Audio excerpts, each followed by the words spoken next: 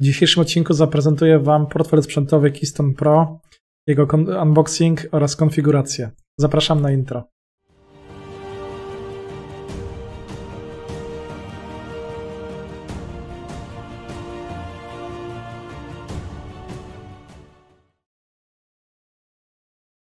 No i zaczynamy. IT Tech testuje w dzisiejszym odcinku. Kolejny raz poruszam kwestię bezpieczeństwa. Ostatnio, kiedy testowałem tutaj klucz sprzętowy, w ostatnim takim teście, gdzie zajmowałem się również bezpieczeństwem logowania do giełd, testowałem klucz sprzętowy U2F YubiKey. Jeżeli jeszcze nie widzieliście tego materiału, to linkuję Wam tutaj go w prawym górnym rogu. Zachęcam do obejrzenia. Jeżeli chcecie podnieść swoje bezpieczeństwo, to na pewno warto się w taki klucz zaopatrzyć. O tym więcej będzie w tamtym materiale. A tutaj chciałem Wam zaprezentować generalnie, co to jest za portfel. Zrobiłem unboxing tego portfela, zrobimy sobie wstępną konfigurację i pokażę Wam, w jaki sposób go generalnie można używać.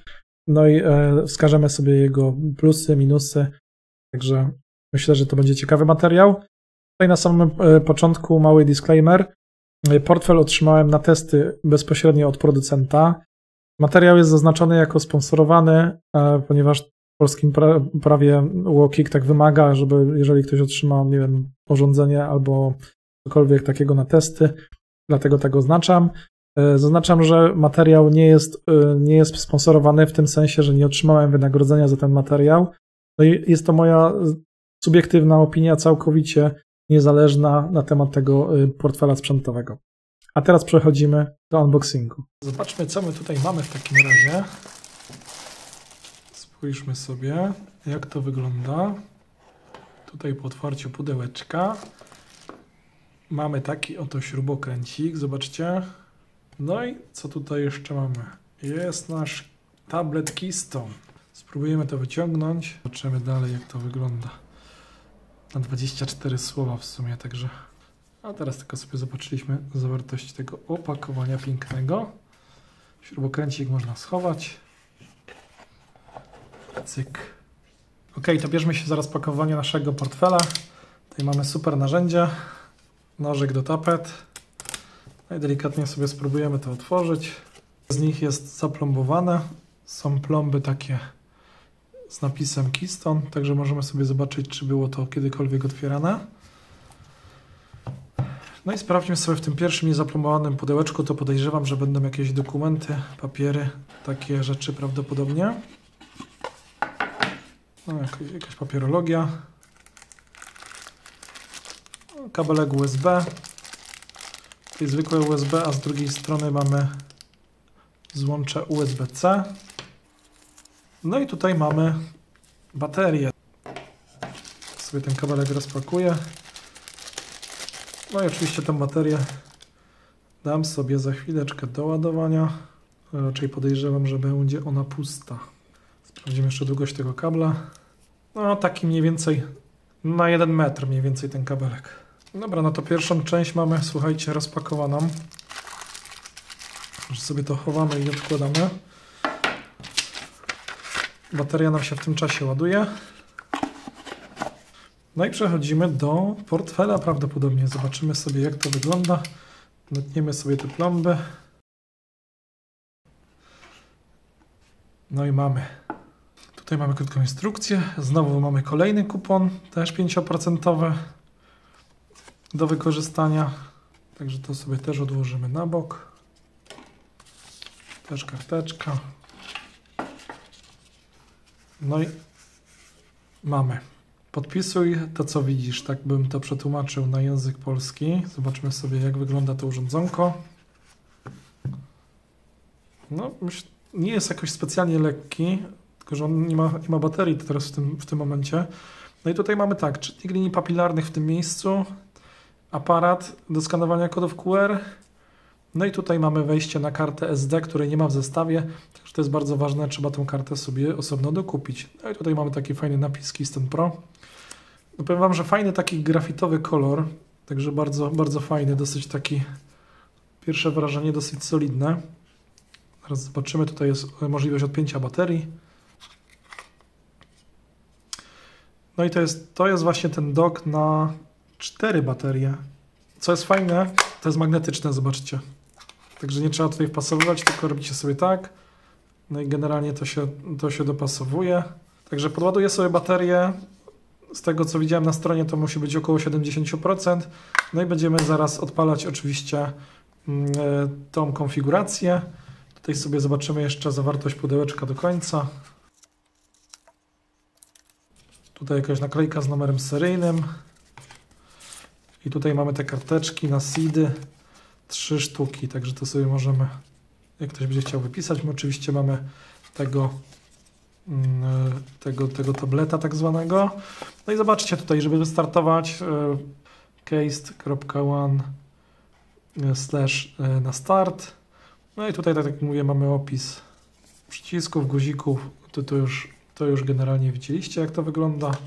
No i oczywiście tutaj jest ostrzeżenie, żeby przeczytać instrukcję, zanim cokolwiek zrobimy. Także zaczniemy sobie od wizyty na stronie internetowej i zobaczymy sobie, jak dalej postępować z tym portfelikiem. Także z unboxingu to byłoby tyle. Urządzonko, jakby pierwsze wrażenie zrobiło naprawdę fajne, także zobaczymy, jak będzie się sprawowało dalej. Dobra, słuchajcie, mamy baterię już naładowaną. Mamy tutaj taki zestawik, czyli ten portfel. Tutaj jest ta bateria. No i karta pamięci microSD. Także spróbujemy sobie to zmontować. Ok, kartę mamy w środku. No i baterię, tak jak wiecie, robimy, że tak powiem, cyk. Przycisk włączania mamy tutaj u samej góry, także naciśniemy sobie go. Zerwiemy sobie oczywiście folijkę. No i tak się prezentuje ten portfelik sprzętowy. Ok, tutaj mamy do wyboru, jak widzicie, język. Tutaj mamy podane, jaki jest serial number, wersja firmware'u. No i system, jaki jest. Tutaj jest wersja 1.0.1, także mamy domyślnie język angielski. Klikamy sobie dalej. No i przekierowuje nas tutaj, jak widzicie, na stronę Keystone łamane na start. Także przejdziemy sobie. Unboxing już mamy za sobą. No i przy pierwszym uruchomieniu tutaj, jak widzicie, pojawia się ekran startowy.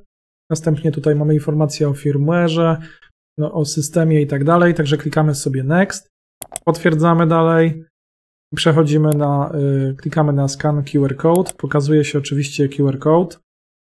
Wchodzimy sobie też, żeby zautentyfikować, jakby zautoryzować nasze urządzenie. Sprawdzamy na stronie producenta, czy oczywiście ono jest oryginalne. Następnie z ekranu skanujemy ten kod QR. Tutaj mała uwaga, ten kod QR dosyć długo trzeba było skanować. Ja chyba trzymałem około, nie wiem, 45 sekund.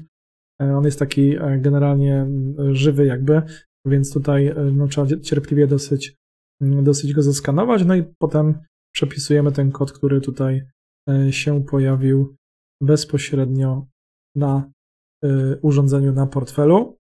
Pojawia się ten kod w tym miejscu, no i wpisujecie go tam na stronie.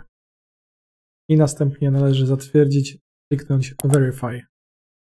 No i potwierdzenie dostajecie, że taki portfel został zweryfikowany, Twoje urządzenie jest bezpieczne, czyli producent jakby zapewnia Was, że jest to oryginalny portfel. No i następnym krokiem jakby, jeżeli już potwierdzimy sobie i zweryfikujemy tutaj online sobie przez stronę ten portfel, oczywiście Wy go nie podłączacie w żaden sposób, także tylko widzicie, to jest za pomocą kodu QR, więc całkowicie jest to offline. Musimy ustawić sobie hasło do naszego portfela. Jest to minimum 10 znaków, no i przynajmniej musi zawierać jedną dużą literę i znak specjalny oraz cyfrę. Także tutaj warto sobie ustawić jakieś dosyć silne hasło. No i oczywiście ważne, żeby go nie zapomnieć. Chciałem Wam pokazać jeszcze procedurę upgrade'u firmware'u. Tutaj ja sobie wybrałem oczywiście firmware tak zwany multi-coin, no gdyż nie chcę tylko mieć tutaj możliwości przechowywania bitcoina, tylko też innych kryptowalut. I tak jak wspomniałem na początku, tutaj jest możliwość do ponad 5500 kryptowalut obsługuje ten portfel. Ciągle dodawane są nowe, że na pewno to jest fajna rzecz, że ciągle się rozwijają. No i tutaj klikamy sobie multi-coin firmware, pobiera nam się plik. I teraz uwaga, co jest bardzo ważne. Ten plik z reguły pobiera się o jakiejś tam nazwie M coś. I ja omyłkowo, słuchajcie, kopiowałem jakby ten cały zip na kartę SD i nie wykrywało mi go. Męczyłem się z tym kilka razy. I wewnątrz tego folderu z tą nazwą tam M ileś trzeba się wklikać i tam są 2 foldery. Jeden jest dla Mac OS-a, a drugi jest po prostu folder o nazwie update.zip. Jego nie rozpakowujecie, to wyciągacie go na tą kartę SD, czyli no będziecie potrzebować generalnie komputer albo jakiś czytnik pod komputer, żeby tą kartę sobie wsadzić i sformatować. To jest ważne, musi być karta SD sformatowana w FAT32. To podstawowe formatowanie. Wtedy ten folder o nazwie update.zip przerzucacie sobie do głównego katalogu na kartę SD. Jak już sobie to przerzuciliście na kartę, no to w tym momencie wkładamy to do portfela tą kartę, wchodzimy sobie w zakładkę i klikamy sobie Update Now na portfelu. Tutaj jak widzicie powinno nam to wykryć i w tym momencie jest napisane, że nowa wersja tam M4.6 jest na przykład dostępna, a teraz jest już tam wersja M9.2. Klikacie Update Now, potwierdzacie sobie hasłem, które ustaliliście, no i czekacie tutaj do momentu, aż firmware się zupdate'uje. Trwało to kilka minut, nie wiem, około 5 minut. Co ważne, żebyście mogli przeprowadzić ten update firmware'u, bateria musi być naładowana minimum w 70%. Bez tego was nie przepuści. No i teraz w dalszej części chciałem wam pokazać, w jaki sposób można sobie tutaj stworzyć portfel. Można oczywiście stworzyć, można importować. No ja tutaj wam pokażę, jak możecie stworzyć od zera, czyli klikamy sobie Create Wallet. Wpisujemy sobie oczywiście hasło do portfela, które ustaliliśmy. Tworzymy sobie tutaj fazę odzyskiwania. No ja na tym tablecie tutaj oczywiście sobie zapiszę swoje słowa kluczowe. Ten tak zwany Keystone tablet ciężki, generalnie ognioodporny, wodoodporny i tak dalej, więc ja sobie na tym zapiszę. No wam polecam zapisanie w kilku miejscach i schowanie że generalnie w bezpiecznym miejscu. No tutaj czytamy sobie oczywiście te ostrzeżenie. Potwierdzamy tutaj, że jesteśmy sami, że nikt generalnie nie patrzy na nasze seedy, no bo jakby ktoś dorwał wasze seedy, no to oczywiście stracilibyście wszystkie swoje kryptowaluty. Także pamiętajcie, nigdy żaden producent żadnego portfela nie ma prawa was prosić o wasze seedy. Jeżeli dostaniecie jakiegoś maila, nie wiem, z Keystona, z Metamaska, skądkolwiek, że utracisz swoje środki, szybko zaktualizuj seedy czy coś takiego, to jest bójda, to jest po prostu scam. Pamiętajcie, żeby nigdy tego nie udostępniać. No i w kolejnym kroku pojawi się nasza fraza odzyskiwania składająca się z 24 słów. Także co ważne, te słowa musimy sobie zapisać, ponieważ w kolejnym kroku portfel poprosi nas o potwierdzenie tych słów kluczowych, o wpisanie ich dokładnie. To jest bardzo ważne, że musicie je sobie zapisać. Nie jest zalecane robienie zdjęcia, no bo jeżeli zrobicie zdjęcie telefonem i telefon jest online, no to te seedy łatwo się mogą wydostać. Niektórzy z was jeszcze pewnie mają synchronizację do chmury tych zdjęć, także najlepiej od razu zapisać je sobie na karteczce. Wiadomo, że to pochłania chwilę czasu, ta konfiguracja, ale wtedy będziecie mieli zabezpieczone wasze środki. Warto poświęcić chwilę po to, żeby mieć swoje kryptowaluty oczywiście bezpieczne. Ok, no i teraz po przepisaniu po wygenerowaniu tych słów kluczowych, tak zwany seed phrase, wpisujecie sobie i potwierdzacie tutaj na portfelu przyciskiem confirm i w tym momencie wallet macie stworzone. Teraz w kolejnym kroku chciałem wam pokazać, jak zaimportować sobie portfel. Można też użyć opcji import oczywiście tutaj po lewej stronie, tak jak widzicie. Single backup, w zależności ile ma portfel wasz seedów, no zazwyczaj powinien mieć 24, to jest najbezpieczniejsza wersja. Wpisujecie sobie waszą frazę odzyskiwania, klikacie import wallet, no i oczywiście tutaj wyświetla wam się informacja o tym imporcie, że tworzy ten wasz portfel. Zobaczcie, tutaj mamy coś takiego jak Keystone Companion App i tutaj mamy domyślnie dodane sieci. Tak jak widzicie, są to BTC, ETH, BCH, Dash, DOT, LTC, Tron, XRP. Oczywiście możemy sobie tutaj dodawać również inne rzeczy, także pokażę wam za chwileczkę. Można jeszcze oczywiście zsynchronizować sobie nasz portfel sprzętowy z aplikacją Keystone, która oczywiście jest dostępna w Google Play i w App Store, także tutaj jak najbardziej możemy sobie to zrobić. Wchodzimy, otwieramy w aplikacji, naciskamy sobie Display QR Code i następnie klikamy Bind na naszym telefonie. No i kod QR, który się wyświetla na portfelu Keystone, skanujemy sobie i potwierdzamy po zeskanowaniu i mamy sparowane i możemy sobie podglądać status środków również na naszym telefonie. Ok, zobaczmy sobie teraz, w jaki sposób możemy sobie podpiąć tutaj Metamaska. Ja tutaj zakładanie Metamaska pominę. Oczywiście w opisie pod filmem wszystkie linki tutaj do dokumentacji tego portfela, jak zakładać nawet MetaMaska, jak łączyć go z MetaMaskiem, to oczywiście będziecie mieli. Ja tylko pokrótce Wam chciałem pokazać. Jak już macie stworzony generalnie portfel na MetaMasku, no to w jaki sposób podpiąć sobie i zabezpieczyć sobie tego MetaMaska dodatkowo portfelem sprzętowym. Tutaj jak widzicie wystarczy wejść w te 3 kreseczki w menu. Następnie klikamy sobie Software Wallet, MetaMask DeFi Web3, następnie 3 kropeczki, Connect Software Wallet. Wyświetli Wam się ten kod QR, który skanujecie oczywiście przez Waszego MetaMaska i teraz przechodzicie tutaj do MetaMaska, klikacie sobie Connect Hardware Wallet.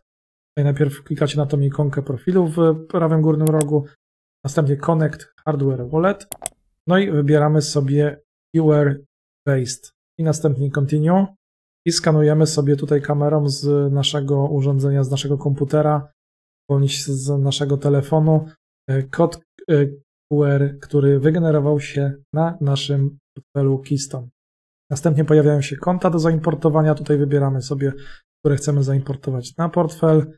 Klikamy sobie Unlock. No i po tym jak naciśniecie Unlock mamy, jak widzicie, konto dodane, pojawia się jako subkonto pod spodem. Jest to adnotacja w MetaMasku, że jest to hardware wallet, zabezpieczony jakby hardware wallet. I teraz jak przeprowadzić tę transakcję z użyciem tego portfela sprzętowego, to tak pokrótce Wam pokażę. Tutaj wchodzimy sobie no akurat jesteśmy w sieci Ethereum, klikamy sobie Send, następnie ilość ETH, wpisujemy sobie adres, na jaki chcemy wysłać, ilość ETH, klikamy sobie Next. Możemy tutaj sobie edytować, jaki chcemy mieć gaz, jakiego chcemy użyć. Advance no może być na przykład tutaj low, medium albo high, jeżeli zależy nam na czasie, no to oczywiście możemy zapłacić wysoki gaz. Klikamy w Advanced Options. No i tutaj ręcznie można również wpisać gaz, na jakim poziomie ma być. Po ustawieniu tego klikamy, sprawdzamy sobie tutaj jaką ilość chcemy wysłać, klikamy Confirm. I teraz jak klikamy dalej, wyświetli Wam się kod QR na MetaMasku i ten kod QR skanujecie sobie Keystone'em. W prawym górnym rogu tutaj jest taka ikonka skanuj kod QR. Jak widzicie, tutaj skanujemy. No i teraz najfajniejsza funkcjonalność tego portfela, to o czym wspominałem na samym początku, czyli nie ma tak zwanego blind signingu. Tutaj Wam wyskoczy teraz w tym momencie transakcja, jak wygląda na przykład na Ledgerze, gdzie widzimy tylko początek adresu i koniec. A teraz skamerskie adresy smart kontraktów, jak wiecie, potrafią podrabiać ten początek i koniec. W związku z tym, nawet mając portfel sprzętowy, moglibyśmy zostać oszukani. A tutaj zobaczcie sobie, widzimy całość transakcji, czyli z jakiego adresu wysyłamy i na jaki adres wysyłamy. I to jest najważniejsza, moim zdaniem, ta przewaga tego portfela nad portfelem sprzętowym typu Ledger, który ma bardzo malutki ten wyświetlacz i po prostu nie mieści się cały adres tej transakcji. Więc jeżeli adresy się zgadzają, no to oczywiście klikamy sobie Sign i następnie potwierdzamy hasłem i zatwierdzamy przyciskiem Done. Możemy mieć hasła, możemy również mieć oczywiście mieć dodany odcisk palca. I w ustawieniach też sobie ustawić, żeby wpisywać nim transakcję. Na końcu zobaczcie, nasza transakcja została po podpisaniu, no jest to akurat status pending. Trzeba czekać chwilę, aż oczywiście zostanie zrealizowana. Co ciekawe, na tym portfelu można również sobie przechowywać i wyświetlać swoje NFT-ki, adresy NFT, także to też oczywiście jest fajna funkcjonalność. Jeżeli ktoś z Was ma NFT, to jak najbardziej jest to fajna rzecz. Na mnie osobiście muszę przyznać, że ten portfel robi bardzo dobre wrażenie. Jeżeli chodzi o plusy, to na pewno największym plusem jego to jest przede wszystkim ten wyświetlacz, czytnik kodów QR, to, że jest całkowicie offline, czyli nie podłączamy go w żaden sposób do komputera, więc jest to mega bezpieczne. Ekran 4-calowy robi robotę, jest naprawdę to bardzo wygodne, no i plus eliminuje ten blind signing, także moim osobistym, subiektywnym zdaniem, no ten portfel ma sporą przewagę nad Ledgerem, wreszcie nie jest to taka zabaweczka, tylko konkretne urządzenie. No i tutaj na koniec mam dla Was, no i tutaj muszę przyznać, że naprawdę jest to fajny sprzęt, także ja ze swojej strony oczywiście będę używał tego portfela sprzętowego jak najbardziej. Jest bardzo wygodne, naprawdę fajne urządzenie. To jest już takie urządzenie tej nowszej generacji typu Ledger Stacks, który jeszcze nie jest dostępny. niektórzy w preorderze zamawiali. No cenowo to bardzo wychodzi przyzwoicie, to już Wam pokażę. To jeżeli chodzi o urządzenia, no to są dwie wersje jakby tego portfela. Zobaczymy. Jest wersja Pro, którą ja otrzymałem i tutaj macie skaner odcisków palców, dodatkową baterię plus tam ten taki bank na te baterie paluszki. Tutaj w tej wersji tańszej nie ma oczywiście tego, więc nie ma skanera odcisków palców, nie ma tej dodatkowej baterii, no i nie ma tego self-destruct mechanizm, czyli tego zabezpieczenia w przypadku, gdybyście zgubili wallet i ktoś by chciał go zhakować, nie wiem, dobierając się do jego środka. Ja jeszcze oczywiście otrzymałem ten tablet również, także tutaj sobie swoje seedy zapisuję na tym jak najbardziej. No i ta niespodzianka, o której Wam mówiłem, to jest oczywiście kod rabatowy na zamówienie. Tutaj widzicie, Keystone Pro jest w cenie $169. Jeżeli chodzi o porównanie tutaj cenowo z tym Keystone'em Essential, no to jak widzicie jego cena wynosi tutaj 119 tego tańszego, a tego 169. No ale tutaj jak już sobie dodacie go do koszyka i tutaj po dodaniu do koszyka, tutaj możecie oczywiście jeszcze sobie dokupić inne rzeczy, jak na przykład ten tablet tak zwany lub etui i tam inne gadżety. Klikamy sobie checkout.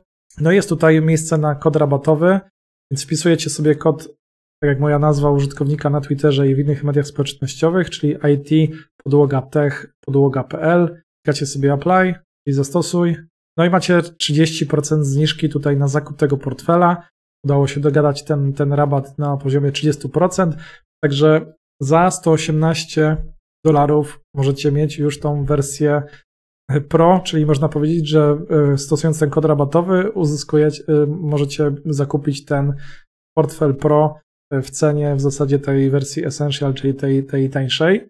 Jeżeli chodzi o koszty wysyłki, to już sobie zobaczymy, jak to wygląda. Jeżeli chodzi o przesyłkę do Polski, to jak widzicie, przesyłka jest bezpłatna tej darmowej wersji. Od 7 do 15 dni roboczych sobie tutaj należy czekać. Wersja taka szybsza od 3 do 7 dni roboczych kosztuje $25. Oczywiście jeżeli się komuś spieszy, to może wybrać, a jeżeli komuś zależy na po prostu niższej cenie, no to zdecydowanie warto sobie poczekać i wybrać sobie tą tańszą opcję. Korzystajcie z mojego linku, żebyście dali znać, że jesteście ode mnie i wpisujcie, pamiętajcie, ten kod rabatowy. Wszystko oczywiście będzie w opisie pod filmem. Także dajcie znać koniecznie w komentarzu, co sądzicie o tym portfelu. Dajcie znać, czy w ogóle posiadacie portfel sprzętowy albo czy zamierzacie kupić. Nie będziecie nawet kupować, to dajcie proszę Was jakikolwiek komentarz tutaj dla zasięgów, po to, żeby algorytmy YouTube'a lepiej promowały moje filmy. Zostawcie oczywiście łapkę w górę, jeżeli Wam się podobało. Subskrybujcie kanał, bo tak jak wspominałem w poprzednich filmach, ponad 60% osób ogląda bez subskrypcji, także jeżeli ktoś z Was jeszcze nie wbił suba, to zostawcie koniecznie i ustawcie sobie dzwoneczek, tak żeby nie przegapić żadnego materiału. W dzisiejszym odcinku IT Tech testował dla Was portfel sprzętowy, także z mojej strony byłoby to wszystko. Dzięki za obejrzenie materiału, no i do usłyszenia w kolejnych materiałach. Cześć!